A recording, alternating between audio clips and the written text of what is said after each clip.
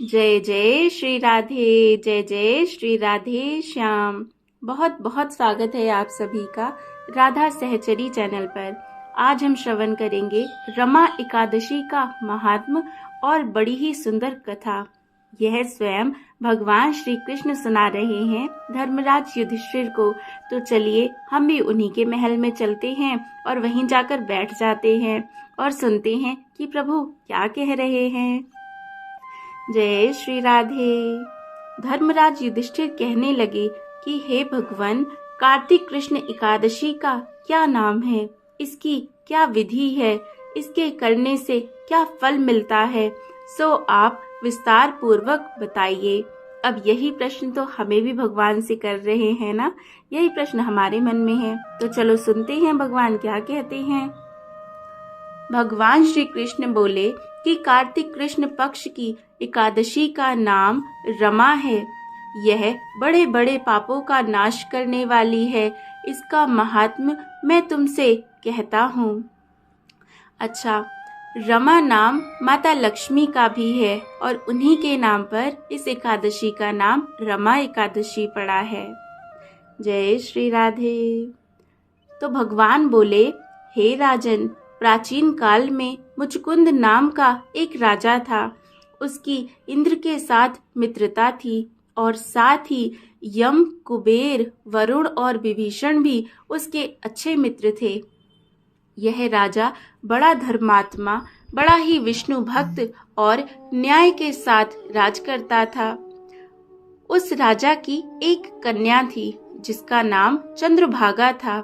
उस कन्या का विवाह चंद्रसेन के पुत्र शोभन के साथ हुआ था। एक समय वह शोभन ससुराल आया।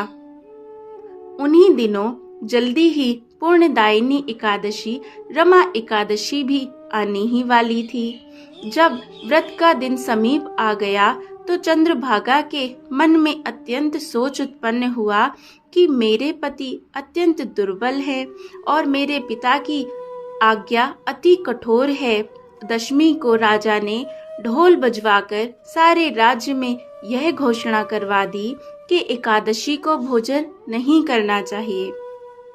ढोल की घोषणा सुनते ही शोभन को अत्यंत चिंता हुई और वे अपनी पत्नी से आकर बोले, हे प्रिये, अब क्या करना चाहिए? मैं किसी प्रकार भी भूख सहन नहीं कर सकता।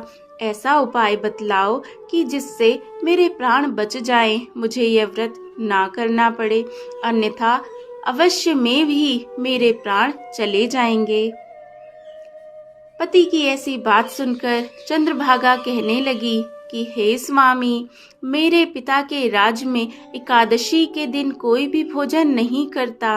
हाथी, घोड़ा, ऊंट, बिल्ली, गौ आदि भी तृण, अन्न, जल आदि ग्रहण नहीं कर सकते।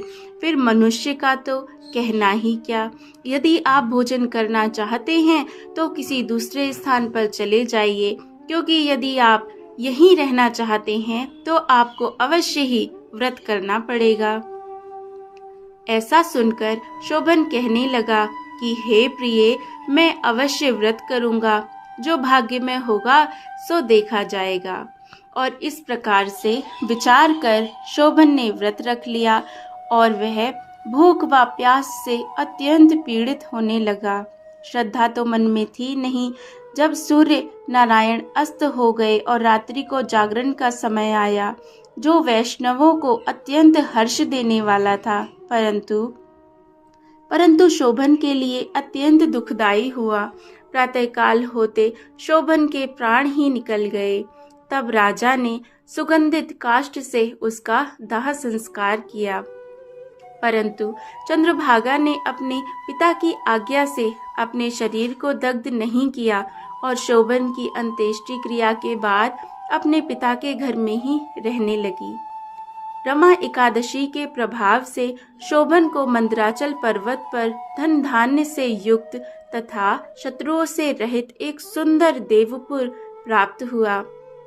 वह अत्यंत सुंदर रत्न और वैदुर्य मणि जटित स्वर्ण के खंभों पर निर्मित अनेक प्रकार की स्फटिक मणियों से सुशोभित भवन में बहुमूल्य वस्त्राभूषणों तथा छत्र व चवर से विभूषित गंधर्व और अप्सराओं से युक्त सिंहासन पर आरूढ़ ऐसा शोभायमान होता था मानो दूसरा इंद्र विराजमान हो। यह जो उसने व्रत किया था उसके प्रभाव से उसे यह फल मिला। एक समय मुचकुंद नगर में रहने वाले एक सोम शर्मा नामक ब्राह्मण तीर्थ यात्रा करते हुए घूमते फिरते उधर जा निकले और उन्होंने शोभन को पहचान लिया कि अरे यह तो हमारे राजा का जमाई शोभन है। वे उसके निकट गए। शोभन भी उन्हें पहचान कर अपने आसन से उठकर उनके पास आया और उनको प्रणाम किया तथा कुशल क्षेम पूछा। ब्राह्मण ने कहा कि राजा मुचकुंद और आपकी पत्नी कुशल से हैं। नगर में भी सब प्रकार से कुशल मंगल है, परंतु हे राजन, हमें आश्चर्य हो रहा है। आप अपना वृत्तांत कहिए कि ऐसा सुंदर नगर जो न कभी देखा न सुना आपको कैसे प्राप्त हुआ। तब शोभन बोला कि कार्तिक कृष्ण की रमा एकादशी का व्रत करने से मुझे यह नगर प्राप्त हुआ है, परंतु यह अस्थिर है। इसके अस्थिर होने का कारण है क्योंकि मैंने यह व्रत श्रद्धा पूर्वक नहीं किया था। बड़े ही अश्रद्धा से इस व्रत को मैंने कर लिया था, इस वजह से ये राज्य अस्थिर है। तो यह स्थिर हो जाए ऐसा कोई उपाय कीजिए। ब्राह्मण कहने लगे कि हे राजन, यह स्थिर नहीं है तो जरूर ही इसको स्थिर करना पड़ेगा और इसके लिए मैं अवश्य में भी कोई उपाय करूंगा। मेरी इस बात को आप मिथ्या ना समझिए। शोभन ने कहा कि मैंने इस व्रत को श्रद्धा रहित होकर किया, अतः उसी का ये परिणाम है। यदि आप मुचकुंद की कन्या चंद्रभागा को यह सब वृतांत कहें तो यह स्थिर हो सकता है। ऐसा सुनकर वे ब्राह्मण अपने नगर को लौटकर चंद्रभागा से मिले और सब वृतांत कह सुनाया। ब्राह्मण के वचन सुनकर चंद्रभागा बड़ी प्रसन्नता से ब्राह्मण से कहने लगी कि हे ब्राह्मण, ये सब बातें आपने प्रत्यक्ष देखी तो है ना, कहीं स्वप्न की बात तो नहीं कर रहे। ब्राह्मण कहने लगे कि हे पुत्री, मैंने महावन में तुम्हारे पति को प्रत्यक्ष देखा है, साथ ही किसी से विजय ना हो सके ऐसा देवताओं के नगर के समान उसका नगर भी देखा है। उन्होंने यह भी कहा कि यह स्थिर नहीं है, जिस प्रकार वह स्थिर हो सके सो उपाय हमें करना है। चंद्रभागा कहने लगी, हे विप्रवर, आप मुझे वहां ले चलो, मुझे पतिदेव के दर्शन की तीव्र लालसा है।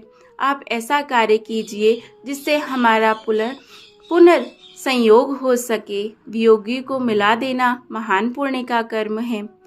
सोम शर्मा यह बात सुनकर चंद्रभागा को लेकर मंदराचल पर्वत के समीप वामदेव ऋषि के आश्रम पर गए। वामदेव जी ने सारी बात सुनकर वेद मंत्रों के उच्चारण से चंद्रभागा का अभिषेक कर दिया। उस अभिषेक के कारण ऋषि के मंत्रों के प्रभाव से और एकादशी के व्रत से चंद्रभागा का शरीर दिव्य हो गया और वह दिव्य गति को प्राप्त हुई, क्योंकि उसके पति का शरीर भी अब दिव्य था। इसके बाद बड़ी प्रसन्नता के साथ अपने पति के निकट आई। अपनी पत्नी को आते हुए देखकर शोभन अति प्रसन्न हुआ और उसे बुलाकर अपनी बाईं तरफ बिठा लिया। चंद्रभागा कहने लगी कि हे प्राणनाथ, आप मेरे पुण्य को ग्रहण कीजिए। अपने पिता के घर जब मैं 8 वर्ष की थी तब से विधि पूर्वक एकादशी के व्रत को श्रद्धा पूर्वक करती आ रही हूँ। इस पुण्य के प्रताप से आपका यह नगर स्थिर हो जाएगा और समस्त कर्मों से युक्त होकर प्रलय काल के अंत तक रहेगा। इस प्रकार चंद्रभागा ने दिव्य आभूषणों और वस्त्रों से सुसज्जित होकर अपने पति के साथ आनंद पूर्वक विहार किया। तो ये सब प्रभु ने कहा और वे आगे बोले कि हे राजन, यह मैंने रमा एकादशी का महात्म्य कहा है। जो मनुष्य इस व्रत को करते हैं उनके ब्रह्म हत्या आदि के समान समस्त पाप भी नष्ट हो जाते हैं। कृष्ण पक्ष और शुक्ल पक्ष दोनों की एकादशियां समान हैं, इनमें कोई मतभेद नहीं है और कोई भेद भी नहीं है। दोनों समान फल देती हैं। जो मनुष्य इस महात्म को पढ़ते अथवा सुनते हैं वे समस्त पापों से छूटकर विष्णु लोक को प्राप्त होते हैं। जय जय श्री राधे, जय जय श्री राधे श्याम। तो अब हमें समझ आ रहा है कि एकादशी का व्रत कितना महत्वपूर्ण है। तो अवश्य करें ताकि